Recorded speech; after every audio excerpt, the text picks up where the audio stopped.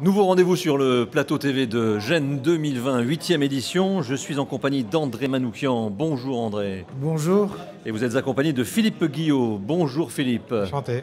Philippe Guillot, scientifique, ingénieur, entrepreneur. Vous avez toujours voulu être musicien, mais vous préférez le clavier de l'ordinateur au clavier du piano. C'est très bien résumé. Vous êtes un peu moins connu dans le monde du grand public que votre voisin, mais dans le monde des cartes bancaires, vous êtes très connu puisque vous avez inventé les cartes bancaires avec un code de sécurité qui change tout seul. Et puis, alors, vous êtes passionné de musique et avec votre voisin que je vais présenter façon Twitter. J'ai adoré votre présentation, si vous le permettez, André Manoukian, pianiste d'origine arméno-cosmique, ça part bien déjà, qui transpire de la moustache dès qu'une sirène lui chante à l'oreille. Donc voilà, j'ai trouvé ça magnifique. Donc c'est comme ça que je vous présente, puisque sinon ça va prendre beaucoup de temps. Comment s'est fait, puisqu'on parle de match tune, comment s'est fait le match, comment ça a matché entre André et Philippe? Philippe. On s'est rencontrés à San Francisco tout simplement. La Silicon Valley. Lui avait été resté là-bas pendant une douzaine d'années. Et puis il a entendu parler d'un logiciel que je développais, mais il savait que j'étais un petit peu là-dedans. Il s'est passionné tout de suite. Et on s'est vu. Lui, c'est l'homme des chiffres. C'est l'homme, pas des chiffres, mais c'est l'homme de la programmation. C'est l'homme qui s'est transformé des idées en binaire dans ce monde numérique. Et du coup, pour moi, ça a été assez formidable et assez rapide de pouvoir m'exprimer en musique. Ça nous oblige quand même à employer les termes justes et lui les traduit et me donne tous les possibles. Tous les possibles. Avant d'entendre Philippe, ça veut dire que l'idée au départ, c'était vous qui, pardonnez-moi d'être un peu péjoratif, bricolait ce logiciel. Moi, je pensais que vous n'étiez que l'artiste, le musicien dans l'affaire, dans MatchTune. Non, à la base, mon idée, c'était de transformer les prénoms en musique. C'est ce que vous avez fait tout à l'heure sur la scène de l'amphithéâtre. Exactement. Donc, j'ai commencé à fabriquer une application. Et puis de là, je me suis rendu compte qu'en Californie, notamment au pays de Google et de YouTube, il y avait des problèmes avec la musique et le net. Il y a des problèmes de droit, il y a des problèmes de coûts, il y a des problèmes de... Les vidéos sont virales, mais tout le monde n'a pas les budgets pour mettre de la musique. Et c'est là-dessus qu'avec Philippe, on s'est mis à réfléchir. Donc Philippe, vous avez rencontré André dans la Silicon Valley. Et c'est là que vous avez apporté vos compétences derrière le clavier, non pas de piano, mais d'ordinateur, pour que MatchTune voie le jour. Exactement. Grâce à André, je suis dans ma vie 2.0. Et j'ai toujours adoré la musique, mais encore une fois, on ne peut pas tout faire dans la vie. Et donc, quand j'ai rencontré André, il est arrivé en fait, et il a su m'expliquer en fait le problème de la musique aujourd'hui. Et voilà, et de fil en aiguille, on a trouvé, je dirais, une solution pour résoudre ce problème. Alors, on va parler de cette solution qui s'appelle donc MatchTune. Le problème, c'est 150 millions de titres, c'est ça, André Manoukian, disponibles worldwide.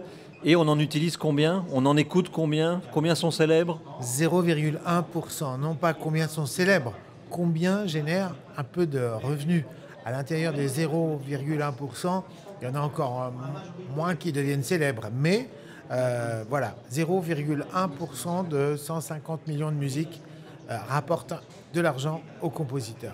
Donc vous, en tant que musicien, auteur, ça vous parle évidemment de savoir que certaines personnes avec du talent ne peuvent pas en vivre puisqu'elles ne sont pas rémunérées, mais ça doit aussi vous gêner en tant qu'artiste que certaines mélodies ne soient pas écoutées, ne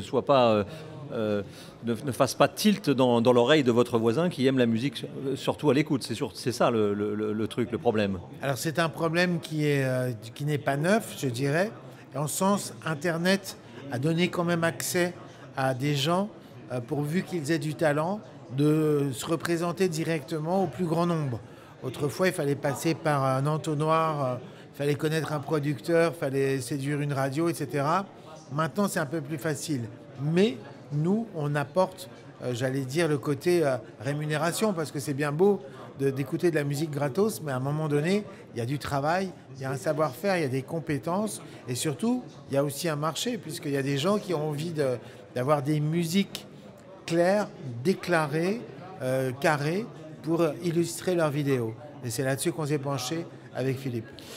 Avant de revenir sur Matchtune, vous l'avez évoqué tout à l'heure sur scène, c'est l'écart phénoménal, abyssal entre les revenus générés de la musique pour un artiste aujourd'hui et il n'y a que 20 ou 30 ans. Vous avez donné des chiffres, 100 000 écoutes généraient à peu près, je crois, 400 000, vous l'avez dit, euros ou dollars, à peu ou prou. Aujourd'hui, je crois on est à 300... Je vais faire un peu le difficile, on est à 300 balles, quoi, c'est ça? Exactement, on est à 400 balles, donc on est passé de 400 000 à 400, donc 1000 fois moins si je compte bien. Mais autrefois, c'était pas 100 000 écoutes, c'était 100 000 ventes. Oui. Donc il y avait une transaction, il y avait des gens qui achetaient la musique. Aujourd'hui, avec le principe des abonnements, alors on dit beaucoup que effectivement, ce sont les plateformes qui commencent à sauver l'industrie du disque parce qu'elles donnent parfois 80% de leur chiffre d'affaires aux majors. Mais ce sont des deals qui sont globaux. En tout cas, quand vous recevez vos royalties, vous dites « waouh ». Oui, tout à l'heure, vous avez montré ces 0,00069. Exactement. Voilà, On ne pensait pas qu'on pouvait aller aussi loin dans les centimes. Dans les décimales. Derrière la virgule. Alors, comment ça marche? Je fais un peu mon Michel Chevalet, Philippe Guillot. Comment ça marche, Matchtune? Alors, en fait, on a identifié trois problèmes. Déjà, notre cible, nous, c'est le marché du digital, parce qu'on pense que le marché du digital, c'est ce qui est aujourd'hui en progression exponentielle. Mais le marché du digital, de la vidéo, ne parle pas vraiment justement à ces immenses catalogues qui existent. Et c'est une certaine tristesse, parce que du coup, on se retrouve avec des contenus vidéo dont la musique ne colle pas vraiment, donc c'est un peu triste. Et puis de l'autre côté, on a ces musiques qui dorment et qui génèrent rien. Donc on a résolu en fait les trois problèmes qui sont aller trouver la bonne musique, vous savez, l'aiguille dans la botte de foin, qui va fonctionner avec la vidéo. Et puis ensuite, il y a tout ce travail d'adaptation de la musique sur la vidéo, parce que c'est pas donné à tout le monde, si vous voulez, de transformer une musique de 3 minutes en une version de 25 secondes. Et donc, tout ça, c'est des freins. Ce sont des freins. Et donc, ce que je dis souvent, c'est qu'on essaie de rendre la musique comestible, en fait, pour ces marchés. Vous l'avez dit tout à l'heure aussi sur scène, il y avait dans le temps, pas si longtemps que ça, mais les moins de 30 ans ne peuvent pas connaître, c'était illustrateur sonore, c'était quelqu'un qui avait une culture musicale immense, qui allait chercher des disques, qui touchait le disque, qui touchait le vinyle, il y avait la sous-pochette, la pochette. Là, ça n'existe plus, donc c'est ce métier-là qui est remplacé par Matchtune. Alors, ça fait longtemps que ce métier n'existe plus, ce sont les monteurs dorénavant qui font ce boulot. Donc nous, ce qu'on va proposer, c'est que le monteur puisse finalement dégager plus de temps au montage et que l'accès à la musique lui soit plus facile. Parce qu'aujourd'hui, c'est fastidieux d'aller sur des catalogues, de regarder, de choisir, de télécharger, de couper et de monter. Aujourd'hui, toutes ces opérations, elles se font en un clic.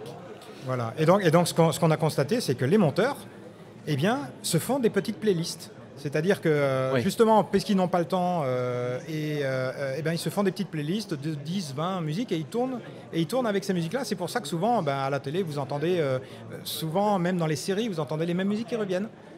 Parce que ils n'ont pas vraiment été cherchés plus loin et on retombe dans les 0,1%. Et pour les réalisateurs de films peut-être un peu plus longs, même des courts-métrages, qui n'ont pas les moyens de s'offrir un compositeur, évidemment, puisque là c'est le must, ça fonctionne aussi, sur un long-métrage aussi. Tout à fait.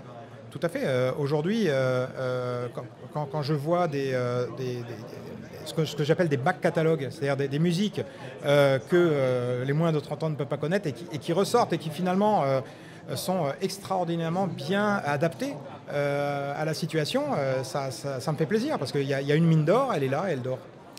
La cible, alors, ce sont les monteurs, les agences de communication, les vidéastes, les documentaristes. Quelle est la cible de Matchtune ? Tous ceux qui veulent mettre de la musique à l'image, tous ceux qui font de l'image. On sait qu'aujourd'hui, sur le net, la production de vidéos est exponentielle. Les solutions commencent à se pointer. Et nous, on en a une avec, je dirais, all inclusive.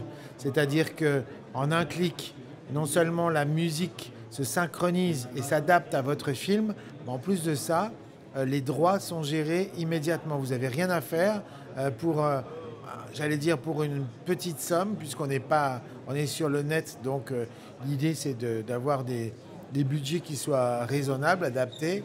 Vous réglez tous les problèmes et l'auteur-compositeur, le producteur sont rémunérés en une seule fois. En un seul clic, on sait qui a composé, quand il va être rémunéré. Et ensuite, suivant l'usage que vous ferez de cette vidéo, la rémunération sera proportionnelle. Mais on enlève aussi tous ces soucis de déclaration. Un monteur était obligé d'écrire le titre à la virgule près. S'il y avait une faute d'orthographe, les ayants droit ne peuvent pas l'avoir. Enfin bref, on résout pas mal de problèmes. Donc au-delà du choix fastidieux dans un catalogue musical, il y a aussi cet aspect administratif qui est donc réglé en un clic. Exactement. Et qui permet aussi à certains de ne pas voir leurs vidéos supprimées des grandes plateformes parce qu'ils n'ont pas déclaré les droits. Donc là, vous assurez le contraire. Exactement, avec des musiques de qualité, parce qu'aujourd'hui on travaille notamment avec l'ensemble du catalogue de BMG, qui est un catalogue extraordinaire. On parle de plusieurs millions de titres. Et donc c'est de la musique de qualité. Et ces gens-là ont eu la sagesse de comprendre que pour le digital, il fallait qu'ils aient des prétentions plus basses, mais que ça permettrait à leur musique de pouvoir toucher plus de monde. Alors tout à l'heure, vous avez dit en introduction 150 millions de titres répertoriés. J'imagine que MatchTune ne les a pas encore tous ingérés. Comment ça fonctionne? Est-ce qu'il y a quelqu'un qui met, un peu comme quand on était jeune, dans le manche-disque ou dans le jukebox, chaque disque l'un après l'autre en détaillant de quoi il s'agit? Comment ça marche? D'une certaine manière, oui. Vas-y, Philippe. Alors, d'abord, nous, on veut être sûr que les musiques qui sont donc commercialisées et adaptées à la vidéo, que toute la chaîne, si vous voulez, du droit est respectée. Ça veut dire que si, par exemple, ce sont des musiques qui appartiennent à un certain catalogue, il faut que ce catalogue, lui, puisse nous garantir qu'il a le droit de le faire. Vous voyez, c'est-à-dire que, quelque part, il faut qu'on soit sûr que l'auteur de la musique va derrière toucher quelque chose. Et donc, aujourd'hui, ce qui est bien fait, c'est que ces catalogues sont très bien structurés. Donc vous avez les gros catalogues et puis vous avez des petits catalogues. Vous savez, vous avez des gens qui héritent de catalogues parce que leurs parents sont décédés et donc soudainement ils se retrouvent avec un catalogue de 10 000, 15 000 œuvres et ils ne savent pas quoi en faire. Eh bien, c'est une manière de redonner vie à ces contenus. Question d'un ancien disc jockey, qu'est-ce qu'on fait du vinyle? C'est-à-dire que vous les écoutez, vous les posez sur une platine et vous les envoyez ensuite en numérique, ou le vinyle c'est mort, vous n'utilisez que des pistes numérisées? Alors, le challenge en fait, le vrai challenge, c'est de pouvoir trouver une musique et la délivrer dans la bonne taille et déjà adaptée en moins de 3 secondes. Donc ça veut dire que vous comprenez qu'il y a un travail préalable d'analyse de ces musiques qui doit être fait de manière à ce que derrière ce ne soit plus que des problèmes mathématiques. Mais effectivement, on peut très bien digitaliser les vinyles et à ce moment-là, on les processe. Mais il faut les digitaliser parce que avant. L'intelligence artificielle ne connaît absolument rien à la qualité musicale. Elle ne sait pas poser un disque sur une platine. Non, et elle ne sait, à nos yeux, elle ne sait pas encore composer non plus des choses qui tiennent la route. Oui, c'est ce que j'ai entendu d'ailleurs. Tout à l'heure, vous avez dit que le robot compositeur n'était pas pour demain. Pourquoi? Non, parce que je dirais que toutes les expériences qui sont tentées aujourd'hui et tous les effets d'annonce, parce qu'il y a quelque chose d'attractif dès qu'on parle d'intelligence artificielle, c'est le fantasme des États. Pourquoi c'est le fantasme des États? Parce qu'au bout de ça, on voudrait fabriquer un robot militaire. Donc toutes les inventions qui ont intelligence artificielle dessus sont presque estampillées, sont subventionnés. Il y a des Suédois qui ont fabriqué une arme sonique. Donc c'est vrai qu'on a vu récemment dans une ambassade à côté de Cuba, tout un personnel se retrouvait à l'hôpital avec des maux de ventre terribles et on a su identifier que ça venait de fréquences très basses qu'on n'entend pas mais qui affectent notre santé.